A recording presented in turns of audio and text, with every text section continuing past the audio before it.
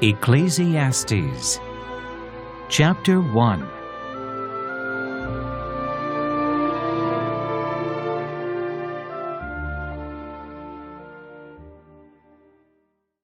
Everything is meaningless. The words of the teacher, son of David, king in Jerusalem. Meaningless, meaningless, says the teacher, utterly meaningless. Everything is meaningless. What does man gain from all his labor at which he toils under the sun? Generations come and generations go, but the earth remains forever. The sun rises and the sun sets and hurries back to where it rises. The wind blows to the south and turns to the north. Round and round it goes, ever returning on its course. All streams flow into the sea, yet the sea is never full. To the place the streams come from, there they return again. All things are wearisome, more than one can say. The eye never has enough of seeing, nor the ear its fill of hearing. What has been will be again. What has been done will be done again. There is nothing new under the sun. Is there anything of which one can say, "Look, this is something new"? It was here already long ago. It was here before our time. There is no remembrance of men of old, and even those who are yet to come will not be remembered by those who follow. Wisdom is meaningless. I, the teacher, was king over Israel and Jerusalem. I devoted myself to study, to explore by wisdom all that is done under heaven. What a heavy burden God has laid on men. I have seen all the things that are done under the sun. All of them are meaningless and chasing after the wind. What is twisted cannot be straightened. What is lacking cannot be counted. I thought to myself, "Look, I have grown and increased in wisdom more than anyone who has ruled over Jerusalem before me. I have experienced much of wisdom and knowledge. Then I applied myself to the understanding of wisdom and also of madness and folly. But I learned that this, too, is chasing after the wind. For with much wisdom comes much sorrow. The more knowledge, the more grief."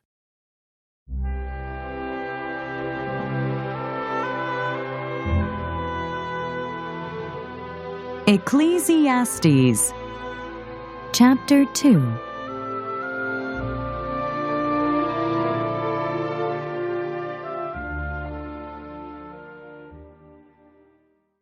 Pleasures are meaningless. I thought in my heart, "Come now, I will test you with pleasure to find out what is good." But that also proved to be meaningless. Laughter, I said, is foolish, and what does pleasure accomplish? I tried cheering myself with wine and embracing folly, my mind still guiding me with wisdom. I wanted to see what was worthwhile for men to do under heaven during the few days of their lives. I undertook great projects. I built houses for myself and planted vineyards. I made gardens and parks and planted all kinds of fruit trees in them. I made reservoirs to water groves of flourishing trees. I bought male and female slaves and had other slaves who were born in my house. I also owned more herds and flocks than anyone in Jerusalem before me. I amassed silver and gold for myself and the treasure of kings and provinces. I acquired men and women singers, and a harem as well, the delights of the heart of man. I became greater by far than anyone in Jerusalem before me. In all this, my wisdom stayed with me. I denied myself nothing my eyes desired. I refused my heart no pleasure. My heart took delight in all my work, and this was the reward for all my labor. Yet when I surveyed all that my hands had done, and what I had toiled to achieve, everything was meaningless, a chasing after the wind. Nothing was gained under the sun.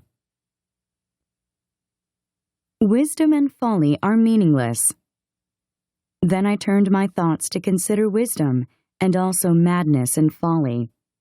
What more can the king's successor do than what has already been done? I saw that wisdom is better than folly, just as light is better than darkness. The wise man has eyes in his head, while the fool walks in the darkness. But I came to realize that the same fate overtakes them both. Then I thought in my heart, "The fate of the fool will overtake me also. What then do I gain by being wise?" I said in my heart, "This too is meaningless, for the wise man, like the fool, will not be long remembered. In days to come both will be forgotten. Like the fool, the wise man too must die. Toil is meaningless. So I hated life, because the work that is done under the sun was grievous to me. All of it is meaningless, a chasing after the wind. I hated all the things I had toiled for under the sun, because I must leave them to the one who comes after me. And who knows whether he will be a wise man or a fool? Yet he will have control over all the work into which I have poured my effort and skill under the sun. This too is meaningless. So my heart began to despair over all my toilsome labor under the sun. For a man may do his work with wisdom, knowledge, and skill, and then he must leave all he owns to someone who has not worked for it. This too is meaningless and a great misfortune. What does a man get for all the toil and anxious striving with which he labors under the sun? All his days his work is pain and grief. Even at night his mind does not rest. This too is meaningless. A man can do nothing better than to eat and drink and find satisfaction in his work. This too, I see, is from the hand of God, for without him who can eat or find enjoyment? To the man who pleases him, God gives wisdom, knowledge, and happiness, but to the sinner he gives the task of gathering and storing up wealth to hand it over to the one who pleases God. This too is meaningless, a chasing after the wind.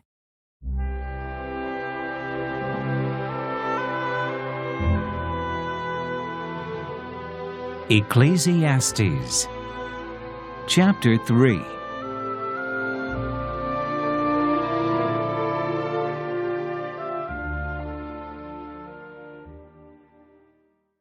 A time for everything. There is a time for everything, and a season for every activity under heaven, a time to be born and a time to die, a time to plant and a time to uproot, a time to kill and a time to heal, a time to tear down and a time to build, a time to weep and a time to laugh, a time to mourn and a time to dance, a time to scatter stones and a time to gather them, a time to embrace and a time to refrain, a time to search and a time to give up, a time to keep and a time to throw away, a time to tear and a time to mend, a time to be silent and a time to speak, a time to love and a time to hate, a time for war and a time for peace. What does the worker gain from his toil? I have seen the burden God has laid on men. He has made everything beautiful in its time. He has also set eternity in the hearts of men, yet they cannot fathom what God has done from beginning to end. I know that there is nothing better for men than to be happy and do good while they live, that everyone may eat and drink and find satisfaction in all his toil. This is the gift of God. I know that everything God does will endure forever. Nothing can be added to it, and nothing taken from it. God does it so that men will revere him. Whatever is has already been, and what will be has been before, and God will call the past to account. And I saw something else under the sun. In the place of judgment, wickedness was there. In the place of justice, wickedness was there. I thought in my heart, God will bring to judgment both the righteous and the wicked, for there will be a time for every activity, a time for every deed. I also thought, as for men, God tests them so that they may see that they are like the animals. Man's fate is like that of the animals. The same fate awaits them both. As one dies, so dies the other. All have the same breath. Man has no advantage over the animal. Everything is meaningless. All go to the same place. All come from dust, and to dust all return. Who knows if the spirit of man rises upward, and if the spirit of the animal goes down into the earth? So I saw that there is nothing better for a man than to enjoy his work, because that is his lot. For who can bring him to see what will happen after him?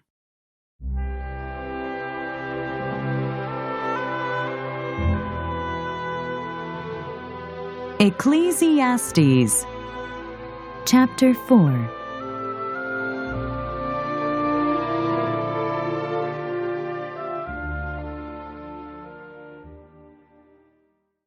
Oppression, toil, friendlessness. Again I looked and saw all the oppression that was taking place under the sun. I saw the tears of the oppressed, and they have no comforter. Power was on the side of their oppressors, and they have no comforter. And I declared that the dead, who had already died, are happier than the living, who are still alive. But better than both is he who has not yet been, who has not seen the evil that is done under the sun. And I saw that all labor and all achievement spring from man's envy of his neighbor. This too is meaningless, a chasing after the wind. The fool folds his hands and ruins himself. Better one handful with tranquility than 2 handfuls with toil and chasing after the wind. Again I saw something meaningless under the sun. There was a man all alone. He had neither son nor brother. There was no end to his toil, yet his eyes were not content with his wealth. For whom am I toiling, he asked, and why am I depriving myself of enjoyment? This too is meaningless, a miserable business. 2 are better than 1, because they have a good return for their work. If one falls down, his friend can help him up. But pity the man who falls and has no one to help him up. Also, if 2 lie down together, they will keep warm. But how can one keep warm alone? Though one may be overpowered, 2 can defend themselves. A cord of 3 strands is not quickly broken. Advancement is meaningless. Better a poor but wise youth than an old but foolish king who no longer knows how to take warning. The youth may have come from prison to the kingship, or he may have been born in poverty within his kingdom. I saw that all who lived and walked under the sun followed the youth, the king's successor. There was no end to all the people who were before them. But those who came later were not pleased with the successor. This too is meaningless, a chasing after the wind.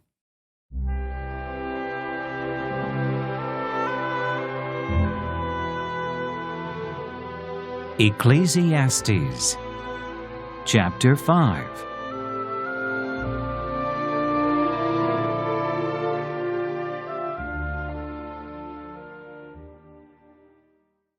Stand in awe of God.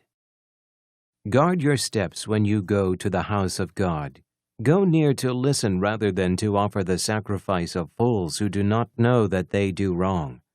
Do not be quick with your mouth. Do not be hasty in your heart to utter anything before God. God is in heaven and you are on earth, so let your words be few. As a dream comes when there are many cares, so the speech of a fool when there are many words. When you make a vow to God, do not delay in fulfilling it. He has no pleasure in fools. Fulfill your vow. It is better not to vow than to make a vow and not fulfill it. Do not let your mouth lead you into sin, and do not protest to the temple messenger, "My vow was a mistake." Why should God be angry at what you say and destroy the work of your hands? Much dreaming and many words are meaningless. Therefore stand in awe of God. Riches are meaningless. If you see the poor oppressed in a district and justice and rights denied, do not be surprised at such things, for one official is eyed by a higher one, and over them both are others higher still. The increase from the land is taken by all. The king himself profits from the fields. Whoever loves money never has money enough. Whoever loves wealth is never satisfied with his income. This too is meaningless. As goods increase, so do those who consume them. And what benefit are they to the owner except to feast his eyes on them? The sleep of a laborer is sweet, whether he eats little or much, but the abundance of a rich man permits him no sleep.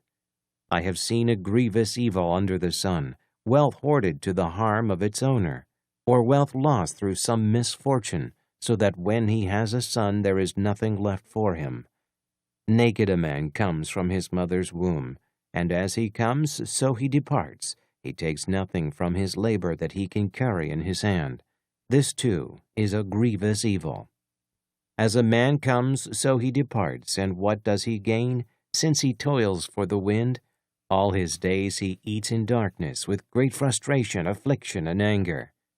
Then I realized that it is good and proper for a man to eat and drink and to find satisfaction in his toilsome labor under the sun during the few days of life God has given him, for this is his lot. Moreover, when God gives any man wealth and possessions and enables him to enjoy them, to accept his lot and be happy in his work, this is a gift of God. He seldom reflects on the days of his life because God keeps him occupied with gladness of heart.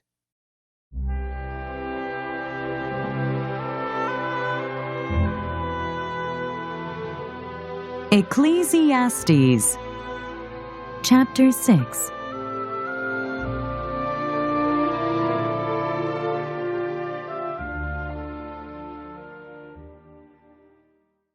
I have seen another evil under the sun, and it weighs heavily on men. God gives a man wealth, possessions, and honor, so that he lacks nothing his heart desires. But God does not enable him to enjoy them, and a stranger enjoys them instead. This is meaningless, a grievous evil. A man may have 100 children and live many years, yet no matter how long he lives, if he cannot enjoy his prosperity and does not receive proper burial, I say that a stillborn child is better off than he. It comes without meaning, it departs in darkness, and in darkness its name is shrouded. Though it never saw the sun or knew anything, it has more rest than does that man, even if he lives 1,000 years twice over, but fails to enjoy his prosperity. Do not all go to the same place? All man's efforts are for his mouth, yet his appetite is never satisfied. What advantage has a wise man over a fool? What does a poor man gain by knowing how to conduct himself before others? Better what the eye sees than the roving of the appetite. This too is meaningless, a chasing after the wind. Whatever exists has already been named, and what man is has been known. No man can contend with one who is stronger than he. The more the words, the less the meaning, and how does that profit anyone? For who knows what is good for a man in life during the few and meaningless days he passes through like a shadow? Who can tell him what will happen under the sun after he is gone?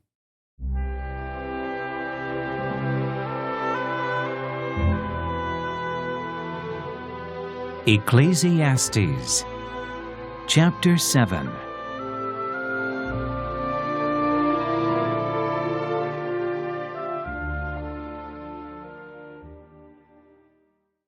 Wisdom. A good name is better than fine perfume, and the day of death better than the day of birth. It is better to go to a house of mourning than to go to a house of feasting, for death is the destiny of every man. The living should take this to heart. Sorrow is better than laughter, because a sad face is good for the heart. The heart of the wise is in the house of mourning, but the heart of fools is in the house of pleasure. It is better to heed a wise man's rebuke than to listen to the song of fools. Like the crackling of thorns under the pot, so is the laughter of fools. This too is meaningless. Extortion turns a wise man into a fool, and a bribe corrupts the heart. The end of a matter is better than its beginning. And patience is better than pride. Do not be quickly provoked in your spirit, for anger resides in the lap of fools. Do not say, "Why were the old days better than these?" For it is not wise to ask such questions. Wisdom, like an inheritance, is a good thing, and benefits those who see the sun. Wisdom is a shelter, as money is a shelter. But the advantage of knowledge is this, that wisdom preserves the life of its possessor. Consider what God has done. Who can straighten what he has made crooked? When times are good, be happy. But when times are bad, consider. God has made the one as well as the other. Therefore a man cannot discover anything about his future. In this meaningless life of mine, I have seen both of these, a righteous man perishing in his righteousness, and a wicked man living long in his wickedness. Do not be over-righteous, neither be over-wise. Why destroy yourself? Do not be over-wicked, and do not be a fool. Why die before your time?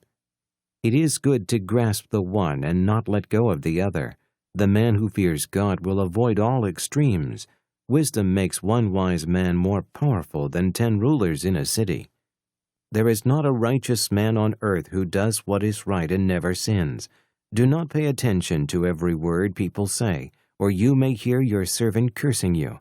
For you know in your heart that many times you yourself have cursed others.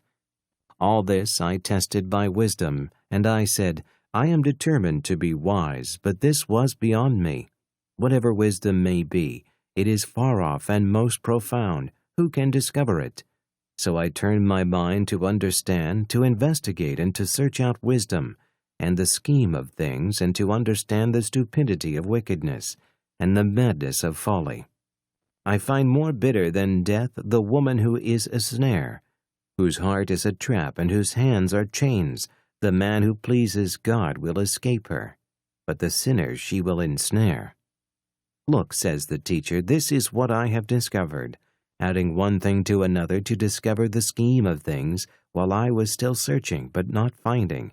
I found one upright man among 1,000, but not one upright woman among them all.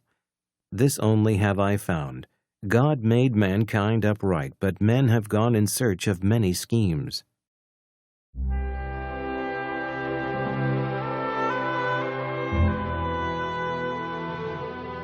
Ecclesiastes Chapter 8.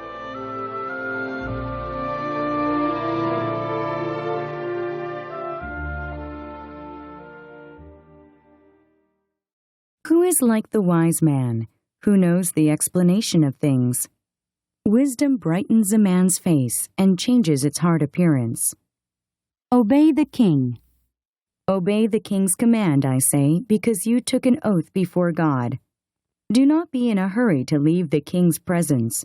Do not stand up for a bad cause, for he will do whatever he pleases. Since a king's word is supreme, who can say to him, "What are you doing?" Whoever obeys his command will come to no harm, and the wise heart will know the proper time and procedure. For there is a proper time and procedure for every matter, though a man's misery weighs heavily upon him. Since no man knows the future, who can tell him what is to come?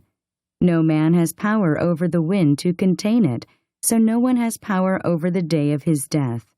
And no one is discharged in time of war, so wickedness will not release those who practice it. All this I saw as I applied my mind to everything done under the sun. There is a time when a man lords it over others to his own hurt. Then, too, I saw the wicked buried, those who used to come and go from the holy place and receive praise in the city where they did this. This, too, is meaningless. When the sentence for a crime is not quickly carried out, the hearts of the people are filled with schemes to do wrong. Although a wicked man commits 100 crimes and still lives a long time, I know that it will go better with God-fearing men who are reverent before God. Yet because the wicked do not fear God, it will not go well with them, and their days will not lengthen like a shadow. There is something else meaningless that occurs on earth, righteous men who get what the wicked deserve, and wicked men who get what the righteous deserve. This too, I say, is meaningless. So I commend the enjoyment of life, because nothing is better for a man under the sun than to eat and drink and be glad. Then joy will accompany him in his work all the days of the life God has given him under the sun. When I applied my mind to know wisdom and to observe man's labor on earth, his eyes not seeing sleep day or night, then I saw all that God has done. No one can comprehend what goes on under the sun. Despite all his efforts to search it out, man cannot discover its meaning. Even if a wise man claims he knows, he cannot really comprehend it.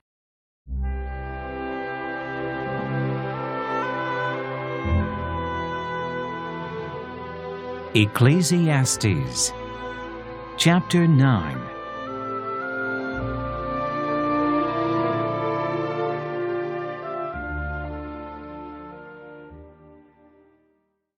A common destiny for all. So I reflected on all this and concluded that the righteous and the wise and what they do are in God's hands, but no man knows whether love or hate awaits him. All share a common destiny, the righteous and the wicked, the good and the bad, the clean and the unclean, those who offer sacrifices and those who do not. As it is with the good man, so with the sinner. As it is with those who take oaths, so with those who are afraid to take them. This is the evil in everything that happens under the sun. The same destiny overtakes all. The hearts of men, moreover, are full of evil, and there is madness in their hearts while they live, and afterward they join the dead. Anyone who is among the living has hope. Even a live dog is better off than a dead lion. For the living know that they will die, but the dead know nothing. They have no further reward, and even the memory of them is forgotten. Their love, their hate, and their jealousy have long since vanished. Never again will they have a part in anything that happens under the sun. Go, eat your food with gladness and drink your wine with a joyful heart, for it is now that God favors what you do. Always be clothed in white, and always anoint your head with oil. Enjoy life with your wife, whom you love all the days of this meaningless life that God has given you under the sun. All your meaningless days, for this is your lot in life and in your toilsome labor under the sun. Whatever your hand finds to do, do it with all your might, for in the grave, where you are going, there is neither working nor planning nor knowledge nor wisdom. I have seen something else under the sun. The race is not to the swift, or the battle to the strong, nor does food come to the wise, or wealth to the brilliant, or favored to the learned. But time and chance happen to them all. Moreover, no man knows when his hour will come. As fish are caught in a cruel net, or birds are taken in a snare, so men are trapped by evil times that fall unexpectedly upon them. Wisdom better than folly. I also saw under the sun this example of wisdom that greatly impressed me. There was once a small city with only a few people in it, and a powerful king came against it, surrounded it, and built huge siege works against it. Now there lived in that city a man poor but wise, and he saved the city by his wisdom. But nobody remembered that poor man, so I said, wisdom is better than strength. But the poor man's wisdom is despised, and his words are no longer heeded. The quiet words of the wise are more to be heeded than the shouts of a ruler of fools. Wisdom is better than weapons of war, but one sinner destroys much good.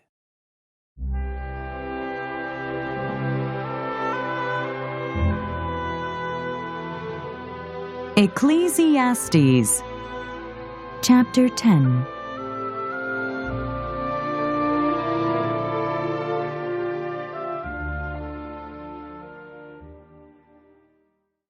As dead flies give perfume a bad smell, so a little folly outweighs wisdom and honor. The heart of the wise inclines to the right, but the heart of the fool to the left. Even as he walks along the road, the fool lacks sense, and shows everyone how stupid he is.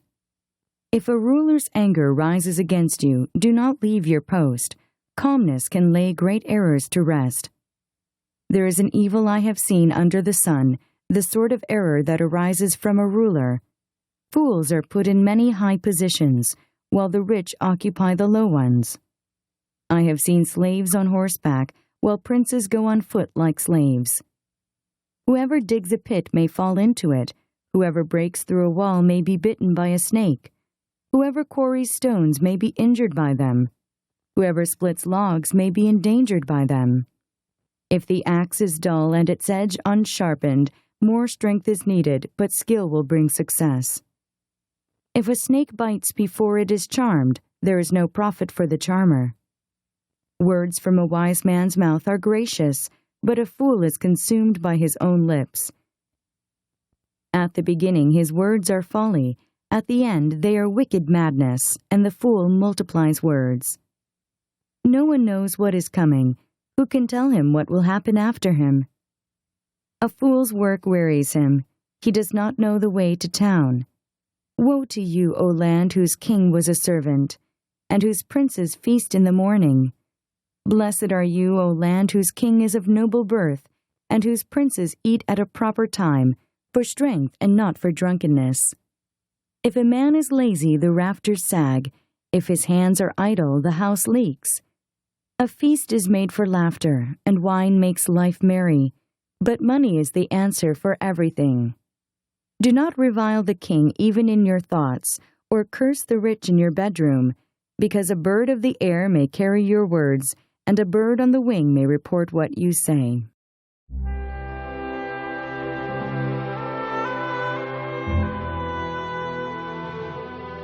Ecclesiastes Chapter 11.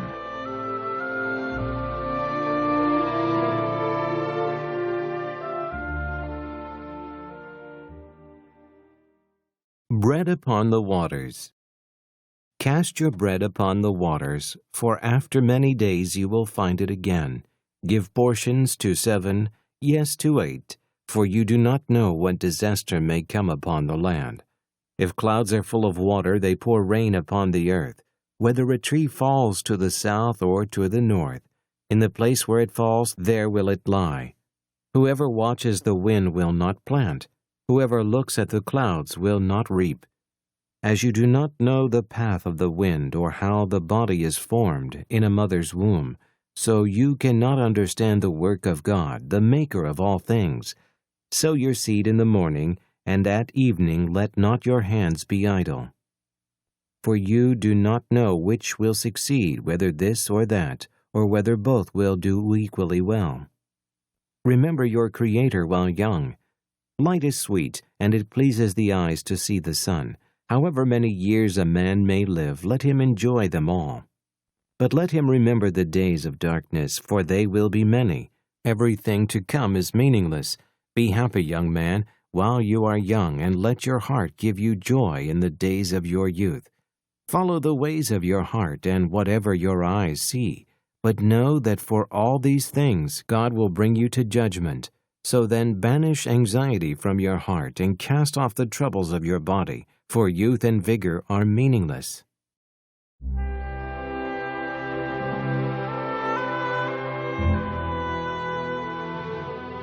Ecclesiastes Chapter 12.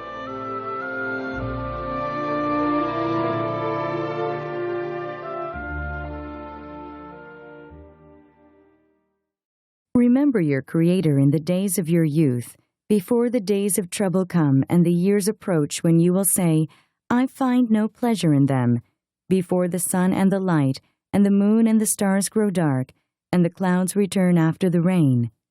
When the keepers of the house tremble, and the strong men stoop, when the grinders cease because they are few, and those looking through the windows grow dim, when the doors to the street are closed and the sound of grinding fades. When men rise up at the sound of birds, but all their songs grow faint, when men are afraid of heights and of dangers in the streets, when the almond tree blossoms, and the grasshopper drags himself along, and desire no longer is stirred. Then man goes to his eternal home, and mourners go about the streets. Remember him before the silver cord is severed, or the golden bowl is broken, before the pitcher is shattered at the spring, or the wheel broken at the well, and the dust returns to the ground it came from, and the spirit returns to God who gave it. Meaningless, meaningless, says the teacher. Everything is meaningless. The conclusion of the matter.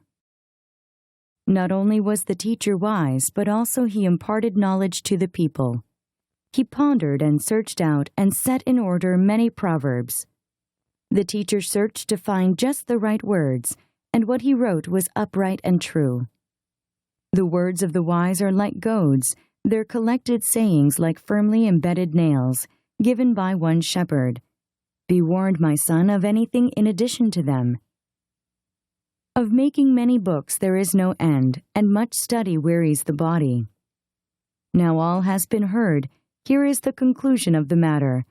Fear God and keep his commandments, for this is the whole duty of man. For God will bring every deed into judgment, including every hidden thing, whether it is good or evil.